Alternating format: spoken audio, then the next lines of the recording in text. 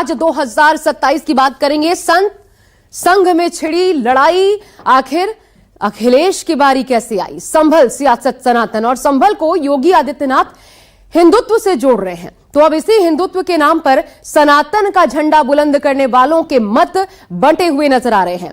मोहन भागवत ने कहा कि मंदिर मस्जिद विवाद उठाकर कुछ लोग हिंदुओं का बड़ा नेता बनने की कोशिश कर रहे हैं। तो ये बात देश के बड़े धर्म गुरुओं को चुभ गई। संत समाज मोहन भागवत से सवाल पूछ रहा है, उनको हिदायत दे रहा है, तो विपक्ष मोहन भागवत के बयान को राजनीतिक खेल बता रहा है। इस बीच संभल के चंदौसी में एक बावड़ी की खुदाई इतिहास को नए सिरे से उजागर कर रही है। 1857 के बाद हिंदुओं के पलायन का सच ये बावड़ी सामने ला रही है। चंदौसी में इस बावड़ी की खुदाई से अब तक क्या मिला? रानी सुरेंद्र बाला, जिनकी बावड़ी होने की बात कही जाती है, उनकी पोती ने न्यूज 24 के कैमरे पर क्या बताया? राजनीतिक आरोप प्रत्यारोप के बीच आज एक एक फैक्ट प्राइम टाइम एक्सक्लूसिव में आपके सामने, देखिए।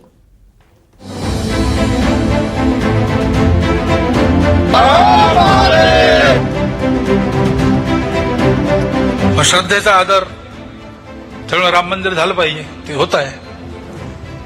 हिंदूंची श्रद्धा असताना हिंदूंना वाटतं, परंतु असं केलं म्हणजे हिंदू मध्ये नेता होता येतं म्हणून, किंवा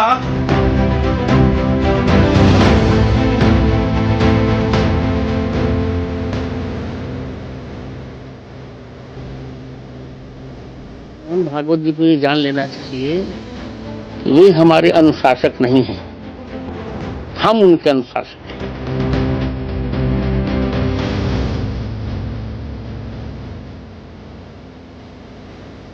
मोहन भागवत जी अपनी सुविधा की बात कर रहे हैं, क्योंकि तब सत्ता नहीं थी तो सत्ता पाना था, बहुसंख्यक हिंदुओं को वोट लेने थे। तब उस समय खूब नारे लगाए, खूब टेम्पो लगाया, खूब सड़कें पर निकले।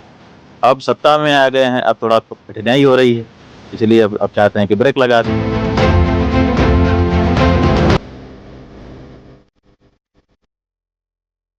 सियासत के केंद्र में संभल है, और संभल में मंदिर मस्जिद विवाद के बीच मोहन भागवत संत समाज के निशाने पर है। संत समाज भागवत के उस बयान से नाराज है जिसमें उन्होंने नए मंदिर मस्जिद विवादों के फिर से उभरने पर चिंता जाहिर की थी। इसे सामाजिक सद्भावना खराब करने वाला कदम बताया था। श्रद्धेचा आदर सगळं राम मंदिर झालं पाहिजे, ते होत आहे। हिंदूंची श्रद्धा असताना हिंदूंना वाटतं, परंतु असं केलं म्हणजे हिंदू मध्ये नेता होता येतं म्हणून, किंवा अतिरेकी भूतकाळाच्या ओझ्याच्या परिणामामुळे अतिरेकी तिरस्कार, द्वेष, शत्रुता, संशय याच्या पोटी रोज एक नवीन प्रकरण काढणे, हे कसं चालेल? हे नाही चालणार। हे जीवन जर, ही हार्मनी जर जगाला पाहिजे असेल तर आपल्या देशात याचं मॉडेल उभं करायचं, म्हणजे ही हार्मनी आपल्या देशात असली पाहिजे। आरएसएस प्रमुख के इस बयान पर संत समाज की तीखी प्रतिक्रिया सामने आई। तुलसी पीठाधीश्वर जगतगुरु रामभद्राचार्य ने भागवत के बयान से असहमति जताई। साफ कहा कि मोहन भागवत हमारे अनुशासक नहीं बल्कि हम उनके अनुशासक हैं। मोहन भागवत जी को ये जान लेना चाहिए कि वे हमारे अनुशासक नहीं हैं, हम उनके अनुशासक हैं। संघ को हमले में बनाया है, संघ संतों पर अनुशासन नहीं कर सकता।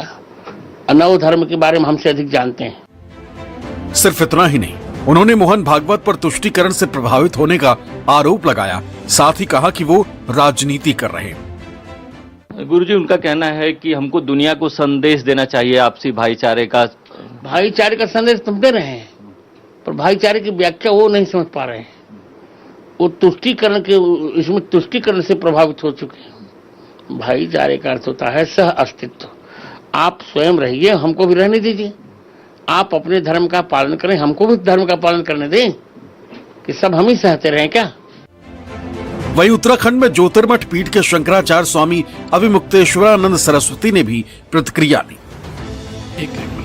उन्होंने मोहन भागवत पर राजनीतिक रूप से सुविधाजनक रुख अपनाने का आरोप लगाया। अविमुक्तेश्वरानंद सरस्वती ने कहा, जब उन्हें सत्ता चाहिए थी तब वो मंदिरों के बारे में बोलते रहे। अब जब उनके पास सत्ता है तो वो मंदिरों की तलाश न करने की सलाह दे रहे हैं। मोहन भागवत जी अपनी सुविधा की बात कर रहे हैं कि जब हमको जरूरत थी तब हमने इसको बढ़ा लिया, अब जब हमको जरूरत है हम घटा लें, क्योंकि तब सत्ता नहीं थी तो सत्ता पाना था, बहुसंख्यक हिंदुओं के वोट लेने थे, तब उस समय खूब नारे लगाए, खूब टेम्पो लगाया, खूब सड़कें पर निकले। अब सत्ता में आ गए हैं, अब थोड़ा कठिनाई हो रही है, इसलिए अब चाहते हैं कि ब्रेक लगा दें। संत समाज भागवत से नाराज नजर आया तो अखिलेश ने भी इस मुद्दे पर अपनी प्रतिक्रिया दी। साफ कहा कि ये तमाम स्टेटमेंट इसलिए आ रहे हैं क्योंकि वो राजनीतिक लाभ लेना चाह रहे हैं। भारतीय जनता पार्टी के लिए वो विचारधारा अंडरग्राउंड काम करती है, सुरंग खोद करके काम करती है।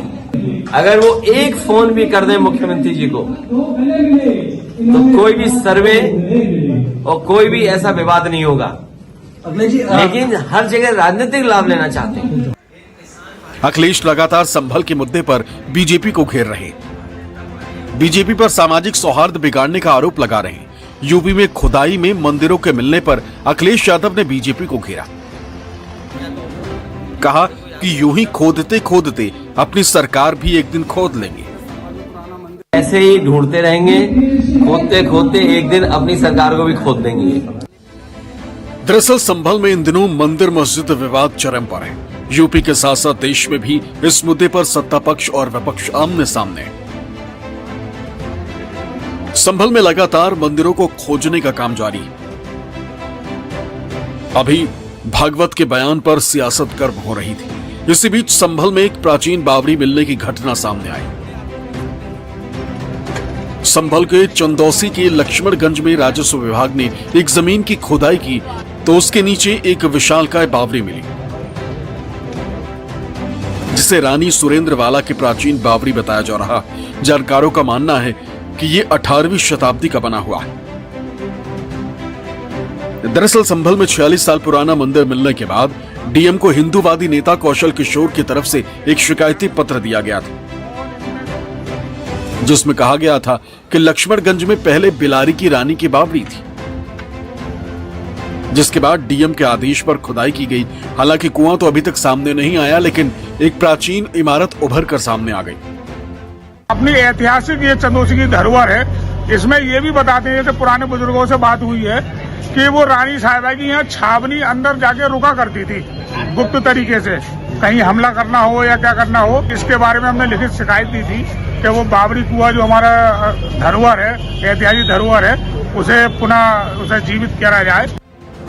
खुदाई के दौरान 2 मंजिला इमारत दिखाई दी, जिसमें एक मुख्य द्वार और 4 कमरे दिखाई दिए।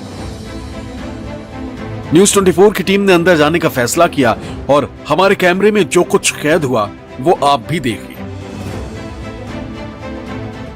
खुदाई के बाद जो कि बावड़ी कुआं था और उसके नीचे एक प्राचीन इमारत थी, उसका लगभग स्ट्रक्चर अब साफ दिखने लगा है। आप तस्वीरों में देख सकते हैं ये किस तरह से ये बहुत पुराने पिलर हैं, सुरंग नुमा गुफा टाइप की है और इसकी गहराई कितनी है ये अभी क्लियर नहीं हो पाया है। ये एक्सक्लूसिव तस्वीरें हैं और ये पूरा स्ट्रक्चर है, ये देखेंगे आप, काफी ये सीमेंटेड और पूरा ये रेते से बना हुआ है। पीछे से भी दिखाएंगे, चूंकि खड़े होने की भी जगह नहीं है, चूंकि लगातार प्रशासन की तरफ से यहाँ पर खुदाई का काम चल रहा है। ये पूरे ताक बने हुए हैं, जिस तरह से पहले जमाने में प्राचीन समय पे हुआ करते थे, ये पूरे ताक है, सहयोगी से कहूँगा। और ये पूरी जो तस्वीरें हैं ये एक्सक्लूसिव आपको दिखा रहा है न्यूज 24, और न्यूज 24 अभी आगे भी आपको तस्वीरें दिखाएगा। जानकारी के अनुसार इस बावड़ी में रानी सुरेंद्रवाला व उनकी टुकड़ी रुका करती थी। चंदौसा का लक्ष्मणगंज क्षेत्र 1857 से पहले हिंदू बाहुल्य था। यहां सैनी समाज के लोग रहते थे, लेकिन धीरे धीरे यहां से हिंदू आबादी ने पलायन करना शुरू कर दिया। उसके बाद यहां मुस्लिम आबादी ज्यादा संख्या में रहने लगी और फिर बावड़ी भी मिट्टी से पाट दी गई। यहाँ पर काफी घुटन है, सांस लेने में काफी दिक्कत हो रही है। और जिस तरह से खुदाई यह न्यूज 24 दिखा रहा है आपको, जिस तरह से खुदाई हुई है, आप देख सकते हैं किस तरह से इसको कूड़े से पाटा गया होगा और प्रशासन को इसीलिए काफी दिक्कतों का सामना करना पड़ रहा है। ये पूरा एक सुरंग इधर जा रही है, पूरी गेट है, एक किस्म से भूल भुलैया है। आप किधर से निकलेंगे और किधर को जाएंगे ये भी पता कर पाना काफी मुश्किल है। ये तस्वीरें अभी तक किसी ने नहीं दिखाई है। ये देखिए कितनी इसकी गहराई है आगे तक। डीएम राजेंद्र पेंसिया ने बताया कि इसे 3 मंजिला का बताया जा रहा है। इसमें नीचे के 2 मंजिल मार्बल के हैं, ऊपर का ईंटों का बना है। 400 वर्ग मीटर क्षेत्र का है। वर्तमान में 210 वर्ग मीटर ही है, बकाये पर कब्जा है, जिसे जल्द ही खाली कराया जाएगा।